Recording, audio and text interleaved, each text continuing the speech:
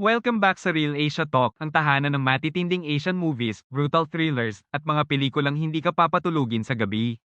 Sa video na ito, haharap tayo sa isa sa pinaka-violent at pinaka-intense na action film sa kasaysayan ng Asian cinema. Ang Indonesian action masterpiece na The Raid. Nagsisimula ang pelikula kay Rama na nakasuot ng itim na pantalon at puting kamiseta, nakaluhod sa kanyang banig panalangin, nakayuko at inilalapat ang kanyang ulo rito habang inilalagay ang magkabilang kamay sa gilid at binibigkas niya ang kanyang dasal. Pagkatapos niyang bumangon mula sa pagyuko, lumilipat ang eksena sa kanya na nakasuot lamang ng pantalon habang mabilis na gumagawa ng pull-up sa isang bar. Sunod-sunod na nagpapalit ang mga eksena sa pagitan ng pagdarasal ni Rama.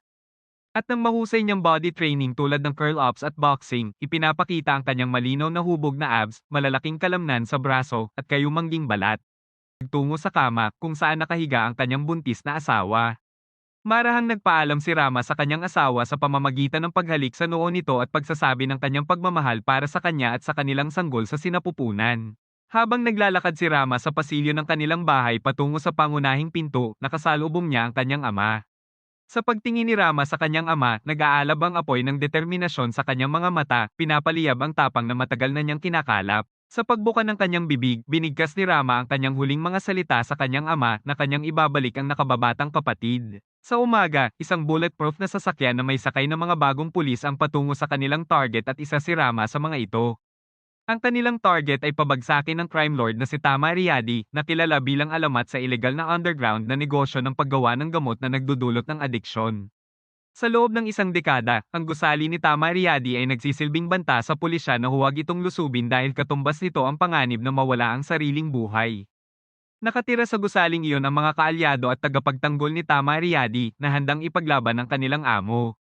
Ang kaisipang ito ay nagsisilbing babala sa lahat at dapat iwasan, maliban kay Sergeant Jaka, na ipinangangaral ang kasamaan ni Tama at hinihikayat ang kanyang mga kasamahan na isagawa ang kanilang misyon, pasukin ang gusali at pabagsakin si Tama. Sa kanyang huling paalala, ipinakilala ni Jaka ang dalawang gwardya ni Tama, si Mad Dog, na handang baliin ang kanyang mga buto, at ibuhos ang kanyang pawis at dugo para ipagtanggol si Tama, at si Andy, ang utak ng underground na negosyo ni Tama. Nang makatanggap sila ng senadoryas mula sa driver na malapit na silang makarating sa gusali ni Tama sa loob ng 30 segundo, umalingaw-ngaw ang matatag na tinig ni Jaka sa loob ng sasakyan, hinihikayat ang kanyang team na maghanda. Pagdating ng sasakyan sa lokasyon ni Tama, bumaba sina Jaka, Rama, Dago, Bowo, at ang iba pang pulis. Nakipagkita si Jaka kay Lieutenant Wayo, na naghihintay sa tabi ng gusali ni Tama. Habang pumipila ang grupo, pamwesto si Jaka sa unahan, pinangungunahan ng kanilang pagtabon sa gusali. Inutusan ni Jaka ang kanyang team na hatiin sa dalawa. Ang unang pangkat ay pupunta sa likuran ng gusali, habang ang ikalawang pangkat ay tatabon sa gilid. Matagumpay na nakalusot ang ikalawang pangkat sa gusali at nakarating malapit sa pasukan upang patayin ang isa sa mga bantay ni Tama. Ang malinaw na hakbang na ito ay hudyat para magtipon ang lahat at tumungo sa pangunahing pasukan ng gusali, kung saan nakita nila ang isang residente na nagngangalang Gofar, may dalang supot ng gamot na binili niya para sa kanyang asawa at papasok sana gamit ang susi. Nagtaka si Gofar nang pigilan siya ng grupo sa pagpasok. Tinanong ni Rama ang kanyang numero ng kwarto, sinabi ni Gofar na kwarto 726, at pagkatapos ay hinikayat siyang manatiling kalmado hanggang masigurado nila ang lugar. Gamit ang susi ni Gofar, pumasok ang koponansa. Unang palapag at agad nagtungo sa kwarto 104 upang hulihin ang isa sa mga kaalyado ni Tama. Matapos nilang malinis ang unang palapag, umakyat ang team sa ikalawang palapag, habang ang iba ay nagtungo sa ikatlo at ikaapat na palapag upang linisin ang mga lugar. Naghiwa-hiwalay sila ng tigdalawa upang pasukin ang bawat kwarto at hulihin ang mga tauhan ni Tama. Ang ilan ay nagtangkang tumakas habang ang iba ay nahuli habang natutulog. Pagdating ng team sa ikalimang palapag, tahimik silang naglakad sa pasilyo sa pagitan ng mga kwarto. Nangunguna sina Sergeant Jaka at Lieutenant Wayo kasama ang iba pang miyembro patungo sa isang pinto sa gitna ng pasilyo nang makita nila ang isang binatilyo na huminto sa harap ng pintong iyon. Sinubukan ni Jaka na pigilan siya sa anumang masamang gagawin, ngunit tumakbo ang bata papasok at sumigaw ng "Pulis" sa isa pang binatilyong bantay mula sa ika-6 na palapag.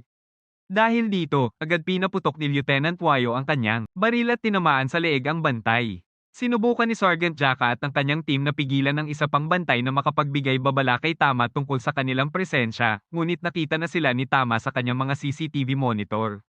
Matapos malaman ng tungkol sa mga mananalakay, inutusan ni Tama si Mad Dog na i-lockdown ang gusali at tinawag niya ang dalawang sniper mula sa kabilang gusali upang bantayan ang labas. Isa sa mga sniper ang bumaril sa mga pulis sa labas ng gusali, habang ang isa ay bumaril sa bintana ng kwarto sa ikalimang palapag kung saan may dalawang pulis na nagbabantay sa isa sa mga kaalyado ni Tama.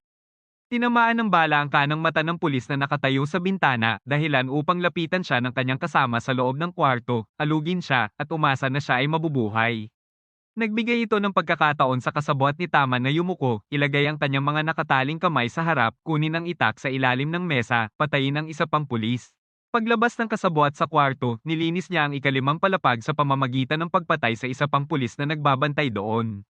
Samantala, matapos mabigang pigilan ni na Sergeant Jaka at ng kanyang mga kasamahan ang bantay sa ika-6 na palapag na makapagbigay babala kay Tama, nagtipon sila sa malalim at parisukat na gitna ng gusali sa palapag na iyon. Sinamantala ni Tama ang pagkakataon upang patayin ang kuryente ng gusali. Inilapit ang kanyang bibig sa mikropono ng intercom na konektado sa mga speaker sa buong gusali at inanunsyo ang pagsalakay ng grupo ni Jaka. Hinikayat niya ang bawat residente na alisin ang presensya ng pulis sa pamamagitan ng pag-aalok ng libreng upa kung magtatagumpay sila. Habang tumitindi ang pawis at tensyon sa team ni Jaka, agad siyang lumapit kay Lieutenant Wayo at hiniling na tawagan ng kanilang police department para humingi ng tulong.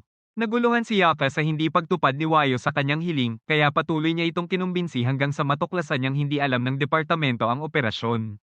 Inihanda ni Lieutenant Wayo ang kanilang grupo nang sila lamang at ipinagbawal ang paghingi ng tulong. Makikita ang pagkalito at pagkabigla sa mukha ni Jaka habang tinitingnan si Lieutenant Wayo nang may pagkadismaya at binabalaan siyang manatili sa kanilang pagsalakay. Biglang nakuha ng kanilang atensyon ang tunog ng pagbukas ng doorknob mula sa kwarto sa likuran nila. Tinaakpan ni Jaka ang pinto at sinenyasan ng ilang pulis na pumwesto sa paligid ng pasukan. Dahan-daang bumukas ang pinto, umuugong ang langit-ngit nito sa katahimikan ng gusali, kahit ang apoy ng posporo ay nagsisilbing liwanag sa matinding dilim. Pinaputok ni Jaka ang kanyang baril bago tuluyang bumukas ang pinto, ang maliit na bala ay nagsilbing liwanag na tila nagniningas na bituing dumaraan sa lubos na kadiliman ng gusali, dahilan upang makita ng mga kalaban sa ika-6 na palapag ang mga pulis sa isang iglap. Dahil dito, nagsimula silang magpaputok ng malalakas at tuloy-tuloy patungo sa grupo ni Jaka, na agad pumatay sa 4 na pulis. Ipinakita sa sumunod na eksena si Andy na galit na naglalakad patungo sa monitor room ni Tama. Kinwestiyon niya ang kanilang padalos-dalos na pakikipaglaban sa pulis at iginiit na maaaring magpadala ng karagdagang puwersa ang mga pulis at wasakin sila. Tiniyak ni Tama na kontrolado ang lahat habang tinitingnan si Lieutenant Wayo sa monitor at itinuturong siya ang nasa likod ng kaguluhan. Tumingin si Andy sa monitor na nagpapakita kay Wayo, saka napalingon sa isa pang monitor sa gilid, at masusing tumingin nang makita niya si Rama na nagpapaputok laban sa mga residente.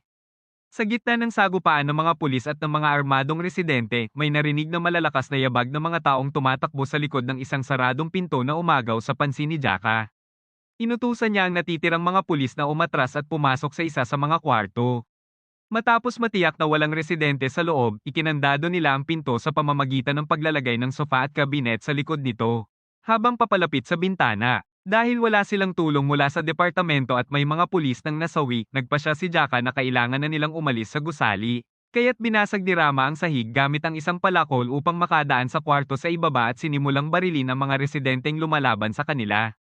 Ang kwartong kinaroroonan ng mga pulis ay naging target ng galit na mga kalaban. Ipinagtanggol ng mga pulis ang kanilang sarili sa pamamagitan ng pagpapaputok. Si Wayo ay nagsimulang lumaban. Binuksan ni Rama ang isang tangke sa kwarto, inilagay ito sa loob ng bakanteng refrigerator kasama ang kanilang pampasabog, at sa tulong ng isang kasamahan, inilagay ito sa likod ng pinto kung saan dumarating ang ibang residente. Bago pa makarating ang natitirang hindi nasugatang mga residente, tahimik na nakatakas sina Jaka, Rama, Wayo, Dago, at ang sugatang si Bowo. Matapos malaman ng tungkol sa pagsabog, inutusan ni Tama sina Andy at Mad Dog na bumaba at pangunahan ang pagkontrol sa sitwasyon. 3 magkakaibang grupo ng mga residente ang kumalat sa gusali upang tugisin ang grupo ni Jaka. Ang una ay ang Machete Gang, binubuo ng mga lalaking may dalang itak na naghahanap sa ika-5 palapag. Ang ikalawa ay ang grupo ni Mad Dog kasama ang 3 iba pang residente, at ang ikatlo ay ang grupo ni Andy kasama ang kanyang 2 kasama. Samantala, naghiwalay sina Rama at Bowo upang hanapin ang kwarto 726 kung saan nakatira si Gofar upang makapagtago at makapagpahinga si Bowo. Sina Jaka, Wayo, at Dago naman ay nagtago sa maliit na espasyo sa pagitan ng mga kwarto. Bago makarating sina Rama at Bowo sa kwarto 726, lumabas ang iba't ibang residente mula sa palapag at inatake sila gamit ang mga itak.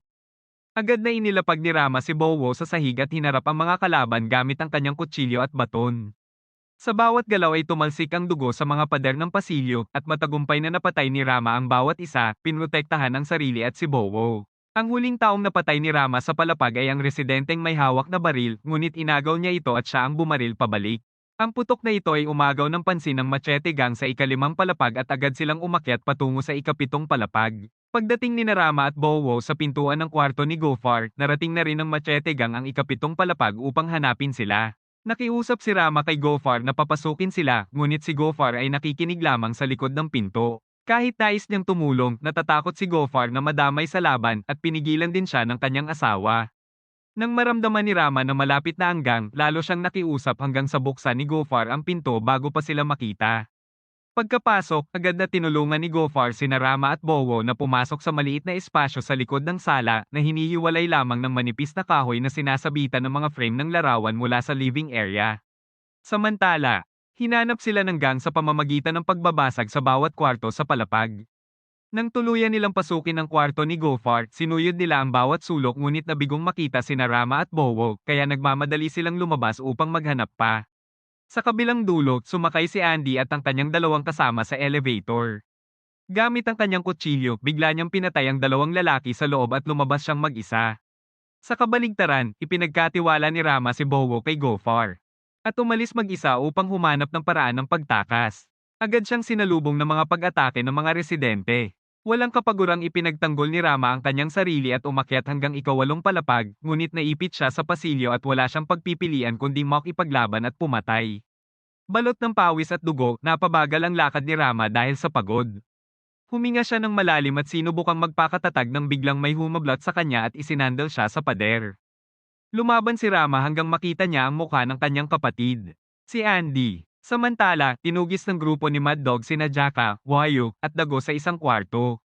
Hinabol ng dalawang kasama ni Mad Dog sina Wayo at Dago na tumakbo palabas na iwan sina Mad Dog at Yaka na naglalaban ng walang armas. Mga bitak ng buto, sigaw, at malalakas na pagbagsak ng katawan ang naganap hanggang sa mapilipit ni Mad Dog ang leeg ni Jaka at kitlin ang kanyang buhay. Bumalik ang eksena kay Andy na itinago si Rama sa kanyang kwarto at makalipas ang ilang sandali ay nag-usap sila. Matapos ang 6 na taong pagkawala ni Andy, sinabi ni Rama na nalaman niya kung nasaan si Andy nang makita niya ang larawan nito sa board ng police department, ngunit nanatiling tahimik si Rama tungkol sa kanilang pagiging magkapatid. Sinabi ni Rama na ang pangunahing dahilan ng kanyang pagsali sa operasyong ito ay upang maibalik si Andy sa bahay at makasama ang kanilang ama. Ngunit tumanggi si Andy na harapin ang kanilang ama na tinuring siyang kabiguan. Nakamit ni Andy ang kanyang makapangyarihang identidad sa ilalim ni Tama at ayaw niya itong bitawan. Matapos ang kanilang pag-uusap, nagtungo si Andy sa monitor room ni Tama sa ika-15 palapag, habang si Rama ay bumaba sa ika-4 na palapag kung saan niya nadatnan sina Dago at Wayo na nagtatago sa loob ng kwarto. Dahil alam na ni Rama na itinakda sila ni Wayo, pinilit niya itong tumulong sa kanilang pagtakas. Nauwi ito sa plano na pilitin si Tama na sumuko sa pamamagitan ng pagpunta sa ika-15 palapag kung saan matatagpuan ang monitor room. Sa monitor room, napasigaw si Andy nang saksakin ni Mad Dog ang kanyang kanang kamay. Nalaman ni Tama sa monitor ang pagtataksil ni Andy sa pagpapanatiling buhay ni Rama. Samantala, sina Rama, Wayo, at Dago ay lumaban pataas patungo sa kwarto ni Tama, ibinubuhos ang kanilang lakas upang pumatay ng mga tao. Kabilang ang mga nasa laboratorio kung saan ginagawa ang nakakaadik na gamot. Habang paakyat, huminto si Rama nang marinig ang sigaw ng kanyang kapatid mula sa kamay ni Mad Dog. Pumasok siya sa kwarto at parehong magkapatid na hinarap si Mad Dog sa suntukan. Sa kabilang panig, matagumpay na nakarating sina Wayo at Dago sa kwarto ni Tama. Itinutok ni Wayo ang baril kay Tama at inutusan si Dago na igapos siya, ngunit sa halip na barilin si Tama.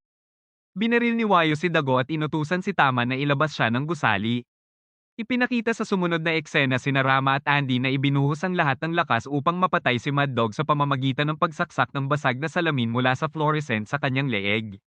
Matapos barilin si Dago, ginawang bihag ni Wayo si Tama habang itinutok ang baril sa ulo nito pababa ng gusali.